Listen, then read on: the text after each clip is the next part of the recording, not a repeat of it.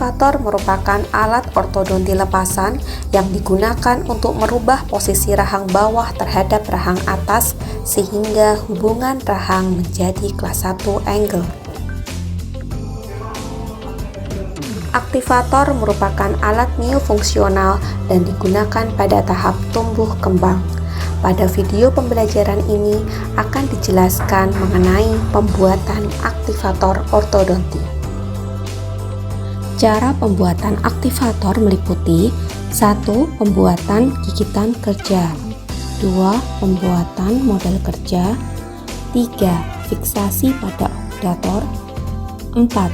Pembuatan guide wire, 5. Model malam, 6. try-in, 7. Penanaman dalam kuvet, 8. Pengisian akrilik, 9.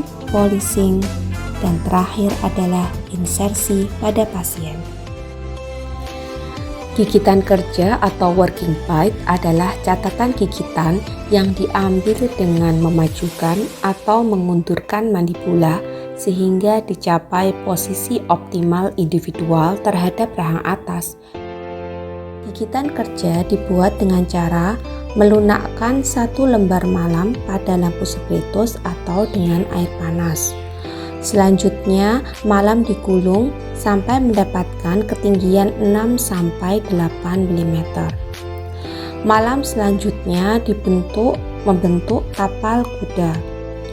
Malam selanjutnya digigitkan pada pasien dengan posisi rahang bawah dimajukan agar posisi gigi anterior edge to edge. Potong bagian anterior sebagai panduan agar posisi gigi-gigi anterior edge to edge.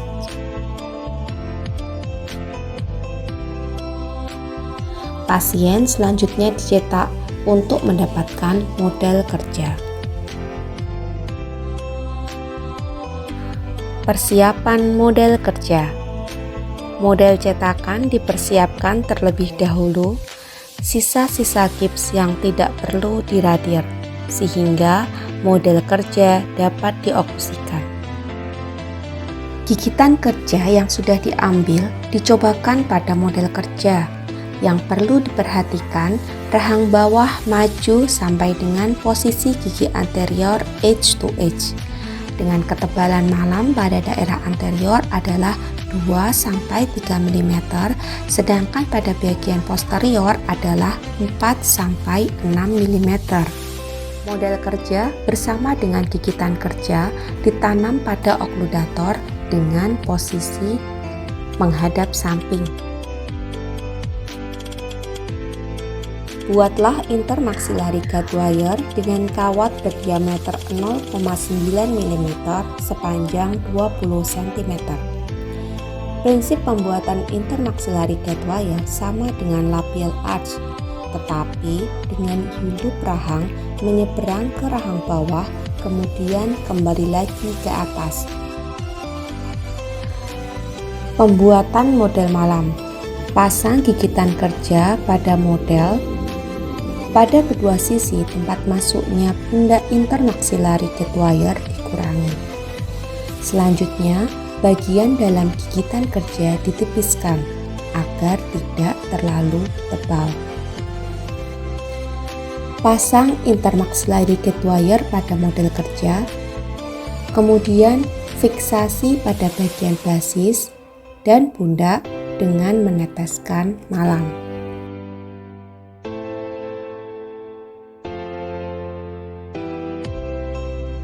Lembaran malam dilunakkan di atas lampu spiritus, kemudian diletakkan di atas permukaan palatinal dan oklusal model rahang atas. Dengan ibu jari, malam ditekan-tekan mengikuti kontur palatum dan permukaan palatinal, serta oklusal gigi-gigi rahang atas. Dengan crown mesh, malam dipotong mengikuti permukaan insisal gigi-gigi anterior dan pertengahan oklusal gigi-gigi posterior rahang atas sampai daerah distal gigi M2. Langkah pembuatan model malam untuk rahang bawah adalah lembaran malam dilunakkan di atas lampu spiritus, kemudian diletakkan di atas permukaan lingual model gigi dan permukaan oklusal gigi rahang bawah. Dengan ibu jari, Malam ditekan mengikuti kontur permukaan lingual dan oklusal gigi rahang bawah. Dengan crown mesh, Malam dipotong mengikuti permukaan incisal gigi anterior dan tepi bugal gigi posterior rahang bawah. Plat model Malam rahang atas dan rahang bawah selanjutnya disatukan dengan meneteskan Malam melalui bagian posterior model kerja. Model Malam selanjutnya dilepas dari model kerja. Bagian yang masih kasar dihaluskan dan dirapikan. Try-in atau pengepasan model Malam pada pasien. Model Malam selanjutnya di-try-in pada pasien.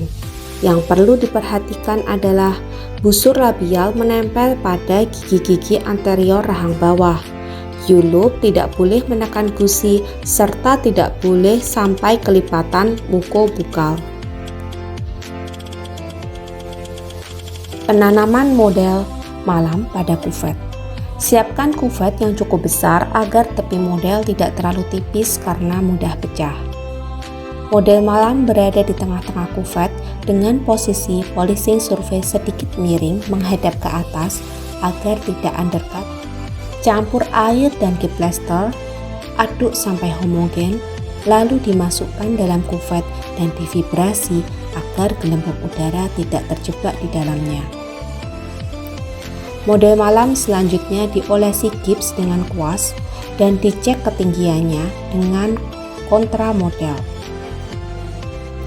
Rapikan bagian tepi kuvet, bagian polishing surface jangan sampai tertutup oleh gips. Setelah gips mengeras, olesi seluruh permukaan dengan vaselin.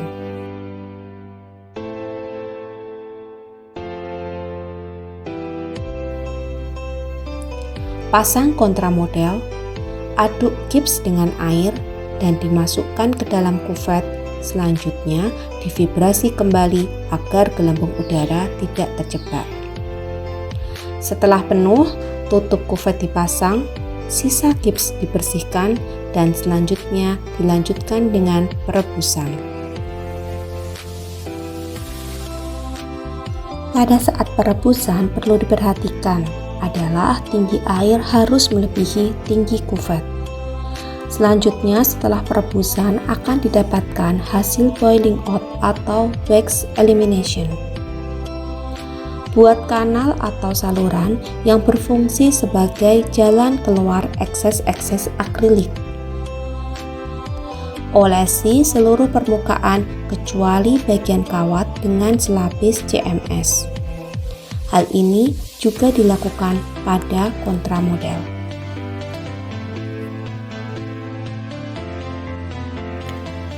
Pengisian resin akrilik. Powder resin akrilik dimasukkan ke dalam stelon pot yang berisi liquid. Kemudian diaduk sampai dengan homogen dan divibrasi agar gelembung udara tidak terjebak. Ditunggu sampai dengan fase doff, ditandai dengan dipegang tangan sudah tidak menempel. Akrilik selanjutnya diambil dan dimasukkan ke mold space sampai terisi penuh dan merata. Pasang kontramodel dan dipres dengan kuat. Ekses akrilik yang keluar dibersihkan, selanjutnya dilanjutkan dengan tahap perebusan. Agar dapat diperoleh permukaan licin dan mengkilat, maka dilakukan pemolesan dengan urutan sebagai berikut. Menggunakan karborundum bur warna biru, kemudian warna merah dan putih. Selanjutnya dilanjutkan dengan remplas kasar dan remplas halus, penggunaan kit serta menggunakan cotton wool.